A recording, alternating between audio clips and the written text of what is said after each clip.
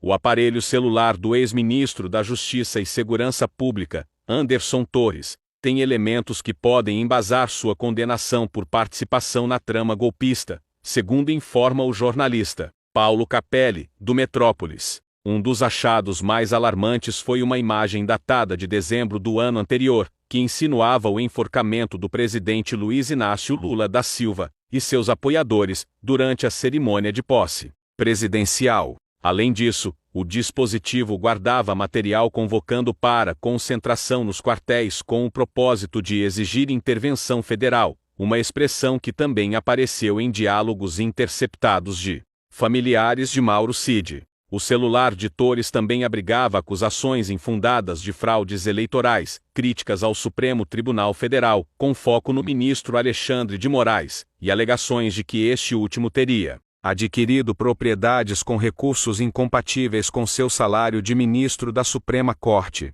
Curiosamente, informações sobre o passatempo de Torres, que é a criação de aves, estavam registradas no dispositivo. Esse hobby chamou a atenção do Instituto Brasileiro do Meio Ambiente e dos Recursos Naturais Renováveis, que realizou uma operação em sua residência.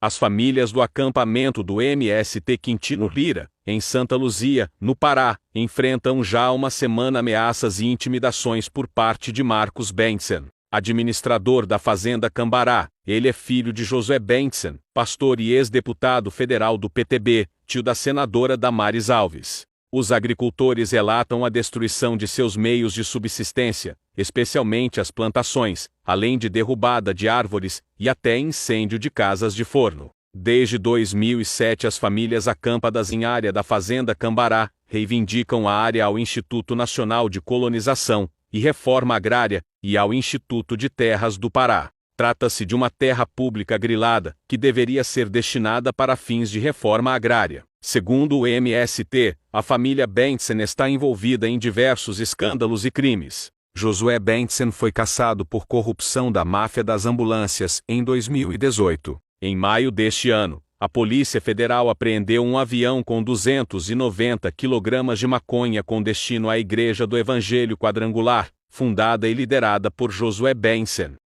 Aécio Lúcio Costa Pereira, primeiro réu condenado no STF pelos atos golpistas do dia 8 de janeiro, tem pelo menos 10 boletins de ocorrência contra ele, registrados por vizinhos. Os relatos foram reunidos pelo Fantástico, da TV Globo. Aécio atuava como síndico de um condomínio em Diadema, na Grande São Paulo. Segundo a reportagem, são relatos de agressão verbal, homofobia, intolerância religiosa e furto. Ele passava e falava: "Eu vou acabar com você." Uma professora, que preferiu não se identificar, disse que registrou boletins de ocorrência contra o homem por injúria, calúnia, difamação e perturbação da tranquilidade. Até chegar a um ponto em que algumas pessoas começaram a perceber essa manipulação mental que ele fazia, entendeu? Declarou a mulher ao Fantástico. Em 2018, outra moradora registrou um boletim de ocorrência acusando o então síndico de furto de celular. A mulher disse que Aécio arrancou o telefone de suas mãos em 2018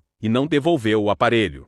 O ministro do Supremo Tribunal Federal Alexandre de Moraes negou para a defesa do ex-presidente Jair Bolsonaro e da ex-primeira-dama Michele Bolsonaro o acesso ao depoimento prestado pelo tenente-coronel Mauro Cid à Polícia Federal, no inquérito que apura a venda ilegal de joias recebidas por comitivas do governo Bolsonaro durante viagens oficiais. O acesso da defesa ao depoimento de Cid, ex-ajudante de ordens de Bolsonaro, foi negado por causa do acordo de delação celebrado por ele com a Polícia Federal e homologado pelo ministro do STF. Cid, segundo a apuração do G1, falou à PF por mais de 9 horas. Foi liberado à defesa o acesso aos depoimentos prestados pelo general Mauro Lorena Cid, Osmar Crivellati e Frederico Wassef. Fábio Van Garten e Marcelo Câmara ficaram em silêncio naquele dia, assim como o casal Bolsonaro. Na sexta-feira, dia seguinte aos depoimentos, a defesa do ex-presidente Jair Bolsonaro e da ex-primeira-dama Michele Bolsonaro pediu a Alexandre de Moraes, ministro do Supremo Tribunal Federal, acesso à íntegra do que foi dito à PF pelos demais convocados. A Procuradoria-Geral da República, sob a liderança de Augusto Aras, emitiu opinião contrária à formalização de um acordo de colaboração premiada entre a Polícia Federal e Mauro Cid, ex-ajudante de ordens de Jair Bolsonaro, informa Malu Gaspar, do jornal O Globo. Na última quarta-feira, Mauro Cid e seu advogado, César Bittencourt, compareceram ao Supremo Tribunal Federal para apresentar um termo de intenção, no qual o tenente-coronel se compromete a estabelecer um acordo de delação premiada com a Polícia Federal. A PGR argumenta que é responsabilidade do Ministério Público Federal celebrar tais acordos, já que a instituição desempenha o papel de acusação nos casos criminais e, portanto, a Polícia Federal não deve negociar eventuais benefícios com os investigados. Essa posição da PGR já teria sido comunicada ao Supremo em um parecer. Conforme a lei, o Ministério Público deve ser consultado antes da celebração desse tipo de acordo. No entanto, a oposição da equipe de Aras não deve ser um impedimento para que o ministro Alexandre de Moraes homologue o acordo nos próximos dias, já que a decisão final cabe ao Supremo. O deputado federal Glauber Braga do PSOL do Rio teve suas contas bancárias, tanto pessoal quanto administrativa, bloqueadas, e foi multado em R$1 milhão.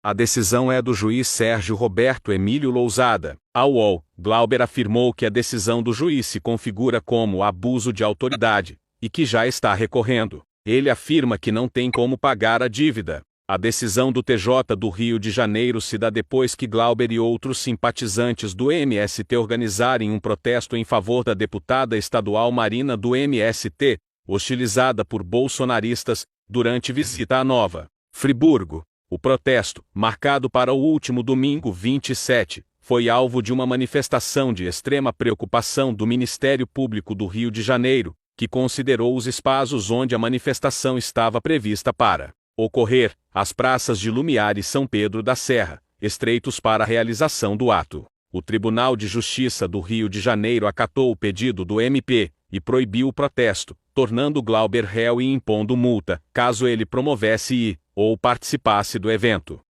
O Partido Solidariedade informou neste domingo 17 que irá expulsar o prefeito de Barra do Piraí, Mário Esteves, da legenda. Em discurso na última quinta-feira, 14, o político sugeriu a castração de mulheres para controle da população local. Esteves participava da inauguração de uma creche quando fez a declaração: "Tem que começar a castrar as meninas, controlar essa população. É muito filho, é no máximo 2. Fazer uma lei na Câmara porque haja creche para ser construída", disparou. Em nota, o presidente estadual do partido, deputado federal Áureo Ribeiro do Solidariedade do Rio, afirmou que decidiu pela expulsão do prefeito por sua fala misógina, demonstrando total desrespeito às mulheres. O Solidariedade não tolera discursos, ações e demonstrações de qualquer tipo de preconceito, acrescentou. A Ordem dos Advogados do Brasil, UAB, de Barra do Piraí, emitiu uma nota de repúdio, onde classificou as falas como ato de misoginia, ou seja, aversão às mulheres, desrespeitosas e machistas.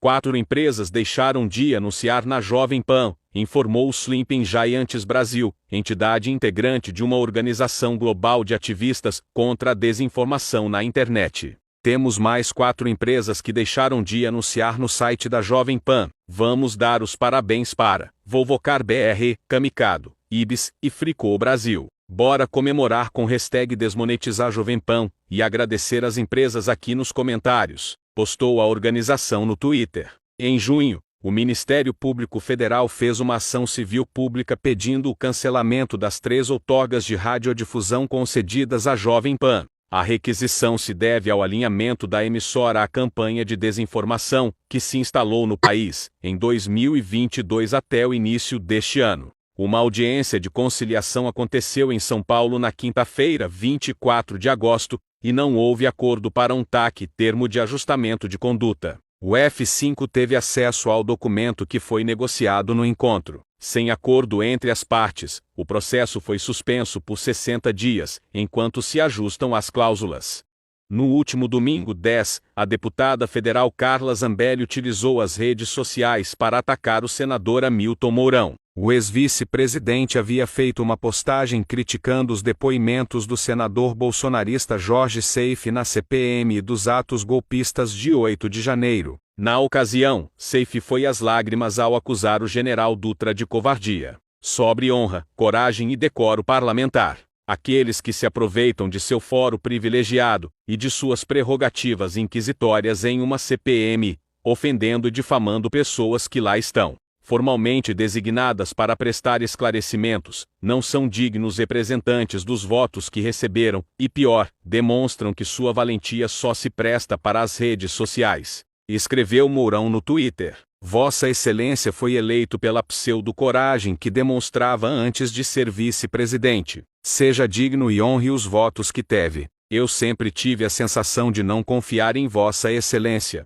O povo está pagando um preço alto por humanos como o senhor general e pensar que as Forças Armadas eram, até o ano passado, a instituição mais confiável do país. Hoje os senhores perdem até para as manobras do STF, rebateu Zambelli em resposta a Mourão. Num esforço de conquistar a confiança da comunidade internacional e de doadores, o presidente Luiz Inácio Lula da Silva irá usar sua passagem pela ONU nesta semana para reverter as pedaladas climáticas adotadas pelo governo de Jair Bolsonaro. Na quinta-feira passada, o Comitê Interministerial sobre Mudança do Clima aprovou uma resolução determinando o ajuste da contribuição nacionalmente determinada do Brasil. A ideia é de que essa mudança seja anunciada durante as reuniões da Assembleia Geral da ONU, a partir de terça-feira em Nova York. Em junho, Lula sinalizou que iria desfazer a pedalada e que apresentaria um novo compromisso do país. Para Ana Toni, secretária nacional de Mudança do Clima do Ministério do Meio Ambiente e Mudança do Clima, a decisão é muito importante simbolicamente, porque ela ajuda a encerrar as maldades que o governo Bolsonaro fez. Mostra que este governo está tentando anular essas maldades e avançando na reconstrução da política climática brasileira. Os episódios em que Mauro Cid está sob investigação no inquérito das milícias digitais prevêem penas elevadas, em caso de condenação, que podem levar à prisão seus autores. Como ele negociou acordo de delação premiada, é natural que aponte quem estava acima dele, e, nesse caso, só há uma pessoa, Bolsonaro. Portanto, o inquérito das milícias digitais, se transformado em processo, pode levar o ex-presidente à prisão. Na decisão em que autorizou busca e apreensão contra diferentes agentes, entre eles, o pai de Mauro Cid, relacionada às joias presenteadas por autoridades internacionais ao ex-presidente, Moraes cita a investigação do crime de peculato, com pena de 2 a 12 anos de prisão, e ainda a lavagem de dinheiro, que pode levar à punição de 3 a 10 anos de reclusão. Rossana Alex, mestre em Direito Penal pela USP, diz que no caso do crime de lavagem de dinheiro, não basta dizer que houve a venda do bem e o uso do dinheiro, sendo preciso comprovar que as operações feitas tinham a intenção de afastar a ligação dos valores obtidos de modo criminoso com a prática do crime em si. Segundo a revista Veja, Cid teria dito em delação que entregou o dinheiro obtido da venda de 2 relógios a Bolsonaro em meio a denúncias contundentes contra a organização criminosa que traficou joias aos Estados Unidos. A defesa de Jair Bolsonaro usará uma estratégia kamikaze, pedindo a devolução das joias ao clã. Além disso, a ordem do ex-presidente é blindar a ex-primeira-dama no depoimento simultâneo da Orcrim-APF nesta sexta-feira, 25, quando serão ouvidos todos os envolvidos na investigação sobre as joias Mauro Cid, pai e filho, Frederico Wassef, Fábio Van Garten e Osmar Crivellati, além do casal. O depoimento simultâneo foi convocado pela PF para evitar que os membros da Orcrim combinem versões entre eles. No entanto, Bolsonaro já teria ordenado a todos os envolvidos para enfatizar que Michele desconhecia as joias, e que ela tomou conhecimento pela imprensa. Bolsonaro teme que o advogado de Mauro Cid, César Bittencourt, arraste a ex-primeira-dama para o centro das investigações. No depoimento, Bolsonaro vai seguir a estratégia traçada pelo advogado Paulo Cunha Bueno, de que os presentes valiosos dados ao governo brasileiro, durante as viagens oficiais, pertenciam a ele, e não à União.